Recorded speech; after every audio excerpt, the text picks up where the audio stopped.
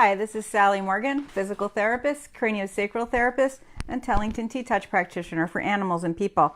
And this is Tristan, and he's a Corgi, and this is an episode of Conversations with a Corgi.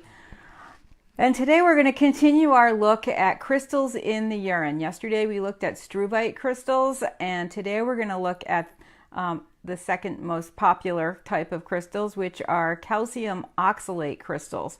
Or also called oxalate crystals. And there's two kinds of calcium oxalate crystals. One is the calcium oxalate dihydrate, and the other one is the monohydrate.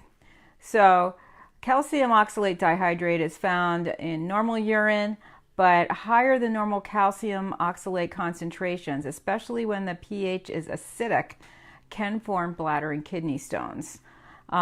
The monohydrate ones, these are very sharp crystals, and they can cause irreversible damage in the kidneys, and it's one of the symptoms you get if your dog gets antifreeze poisoning. So calcium oxalate monohydrate would be what they're looking for if your dog had gone out and gotten into some antifreeze, and they appear in urine only with antifreeze poisoning and other kinds of poisoning. So mostly your dog, if they test for calcium oxalate dihydrate crystals, will have the ones that aren't sharp. But the ones that are sharp will really damage the kidneys and the whole urinary tract. Some breeds are more prone than others to calcium oxalate, and those include Shih Tzus, Bijans, Lhasas, Mini Schnauzers, Yorkies, Malteses, and a lot of the poodle crosses and poodles. Dogs fed processed food like kibble are more vulnerable because the kibble causes acidic pH. It also causes highly concentrated urine, which also increases the chance of the calcium oxalate stones. So for instance, last time Tristan had his urine examined at my sister's office, she said it was very dilute. Well, he was drinking buckets of water that morning because it was a hot day and he was playing with the other dogs. Dilute urine, not so much a problem. Concentrated urine, big problem. And one of the things that you can tell if your dog has concentrated urine and a pH problem would be that the urine is burning your grass. Now, there are quite a few things that can cause that, but one of the things that is sort of I better get this checked, is that burned grass. So, because that would indicate that your urine is highly concentrated, and it would also possibly send you to looking for calcium oxalate stones in your dog. So, no matter what you could do, what kind of dog you have, switching from kibble to raw or a home-cooked diet can stop these crystals. Not those processed veterinary diets, they have a KD and whatever. Those are really bad. And as I said yesterday, anything high in grains is going to be really bad for your dog's urine pH and therefore his whole urinary system. Make sure your dog has lots of water. And one of the things people forget is that you can't give your dog, as much as we try to keep, what is it they put in chlorine out of the water, you don't want to give your dog distilled water or demineralized water. Filtered water is fine, but like a reverse osmosis filter, and this is true for people too, if you have a reverse osmosis filter, it can be filtering the water so significantly that the minerals are taken out of the water, and that can cause problems for you and your dog. So you can drink that water, but make sure you mix it with other things. Certainly for your dog, don't give demineralized or distilled water. Filtered water is fine. And contrary to popular belief, they have found that providing high quality plant-based calcium binds the oxalates in food and then will reduce the absorption of calcium oxalate from the intestinal tract. So plant-based calcium includes kale, spinach. So those kinds of things will help prevent some of these problems down the line. Although it says avoid feeding your dog spinach, wheat, and strawberries because these have a very high oxalate content as well. And I believe kale is in that category. So you'd have to look to some other plant-based calcium Certainly beans are going to change the pH. Bones have a high calcium content. Ground bones, those are all good. So avoid that spinach, wheat, strawberries, other grains.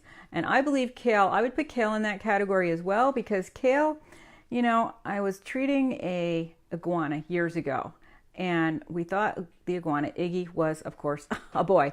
But no, it turns out not only was the person enjoying feeding him kale, thinking this was a great treat for an iguana, but Iggy started to lay eggs. We realized Iggy was a girl, and in fact, producing all the minerals to produce the shells for those eggs was a big problem, and pulling calcium out of the iguana's body, as well as the kale feeding into that. Kale is really one of those things you can't eat too much of it. You got to be careful, because it really does disrupt your calcium, and therefore your calcium and potassium pump with your heart. So, you know, as much as we all think kale superfood, you know, eat it occasionally, but it's not something you want to feed you or your dog every single day. So what happened to Iggy? Iggy developed severe osteoporosis, couldn't walk without fracturing. Had to go to, thank God we had one around here, a reptile specialist, and put him on IVs of all kinds of things. And after being at the office there for, I don't know, a couple weeks, Iggy did recover. And then, of course, the person I knew who had him was a pet sitter. Once the owners came home and knew much more about how to take care of him, and he wasn't getting kale every day, and he was getting a much more balanced diet, because people don't know how to feed reptiles, just like we don't know how to feed our dogs. We don't know what is a balanced diet for us or them. So once he was back on a more balanced diet, and his calcium intake was leveled off without the kale continuously, he recovered, and she became a happier iguana. So the other thing you can do is give your dog lots of probiotics. And people think, oh, I give my dog yogurt every day. You know what? Activa yogurt, or whatever you're going to buy, you know, Greek yogurt, Yoplait, whatever. These yogurts are not good for dogs. They have a lot of sugar in them, and they may not look like they have as much sugar as like Dannon, but they still have a lot of things in them that are not good for you, really, or your dogs. They should not be treated as a health food, but more of a sugary food, because that's really what they are. So again, like I said yesterday, give your dog probiotics. And you can do this not only when they're getting antibiotics, but just generally. A little sprinkle a day in their food is really good for them. I take probiotics every day. I have been for over 10 years. And I'm fine. I'm like extra fine. And your dog will be too. And again, I said, go to my sister's website, drjudymorgan.com, and get some RX biotics. Keep them in the fridge and just put a little sprinkle on your dog's food. And you can do this consistently for a few weeks, and then give them a little break, and then give them some more. Certainly if your dog is suffering from any kind of diarrhea or severe dehydration or any kind of health problem or vomiting, you're going to want to give them probiotics, because that is the #1 line of defense for your dog's immune system. And a lot of these urinary problems come from immune compromise. They predispose your dog to these problems. So you want to make sure, and this is true for kitties too, make sure you give them probiotics. So a raw or a lightly cooked diet can really, with the probiotics, really help your dog not get any of these kinds of crystals in their urine. And then let's see, I have to refer over here to another source, which is one of my sister's books. She also, it says that they are common in those kinds of breeds, those oxalate stones. They often occur more commonly in pets with Cushing's disease, thyroid tumors, and diseases associated with high calcium levels in the blood. Again, you know, I had a big discussion with my osteoporosis doctor about kale. And I guess iguanas are one of the animals they've actually studied for kale pulling calcium from the bones. And it's really important, if you do eat kale, to mix it with like a calcium-rich food like cheese and some kinds of nuts, almonds, to help boost up the calcium that it's going to be trying to pull from your body. Oversupplementation with calcium or vitamin C, and foods like soy and wheat can also cause those oxalate stones. And dogs make their own vitamin C. They don't need a supplement for vitamin C.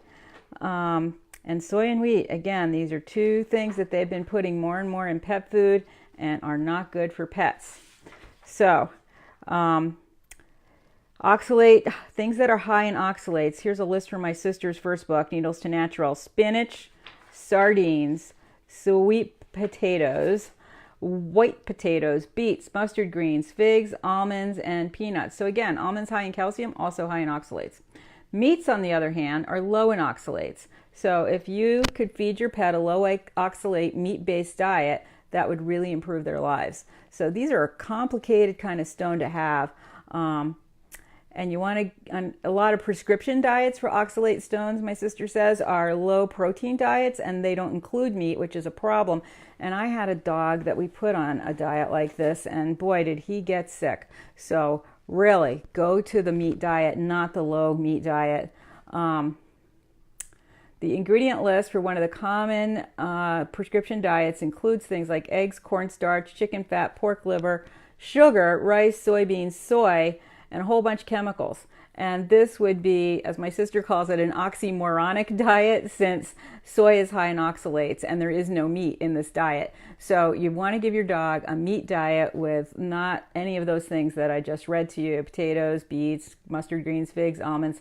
We're not really giving our dogs mustard greens too much, and peanuts also included in that list. So that means you can't give your dog peanut butter or almond butter, and I would not think cashew butter is going to be much better. So if you're using that for treats or to bury pills for your dog, you might want to rethink it if he's had a history of oxalate stones. They have to be removed.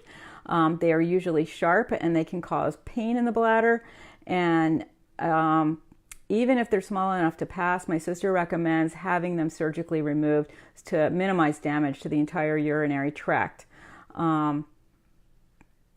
So dogs that are fed steroids also have an increased risk. So if your dog's on prednisone for inflammation or something, oxalate stones should be something you look out for and check for. Again, make sure you provide a probiotic, decrease your vaccinations and medications, and get that healthy immune system back on track to be the way that it should be.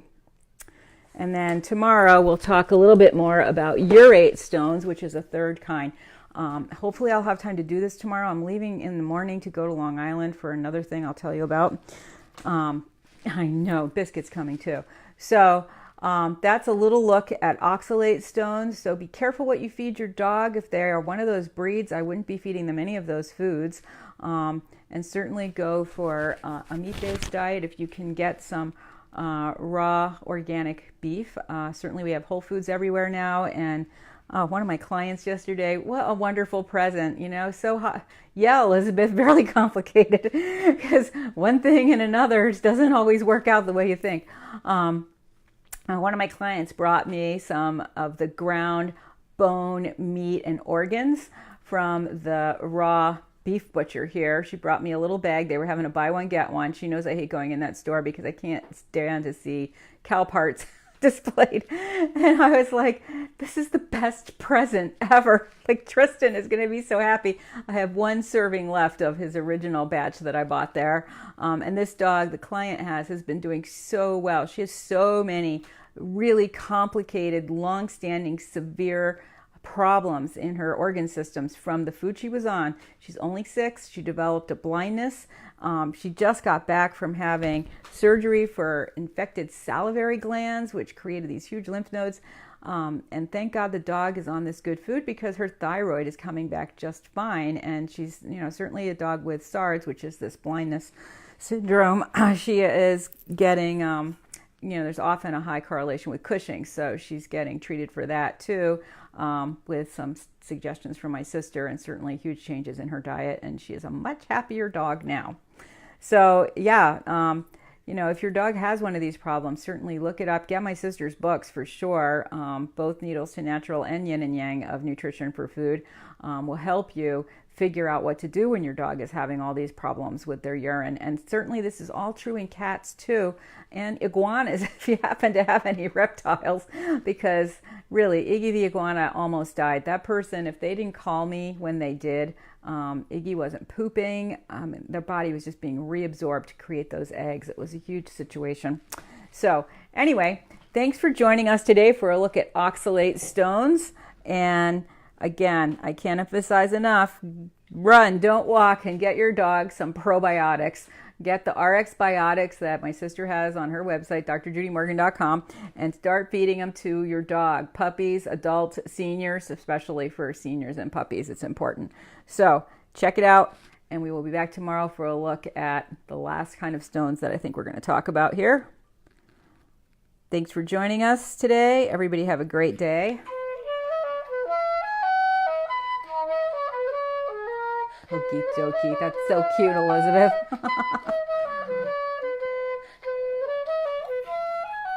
Biscuit, I'm so glad you didn't get stones.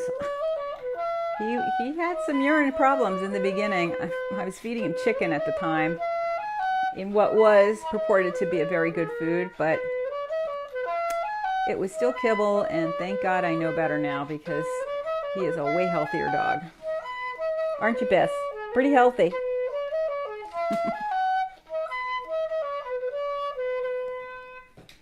Thanks for joining us. We'll see you tomorrow. Everybody have a great day.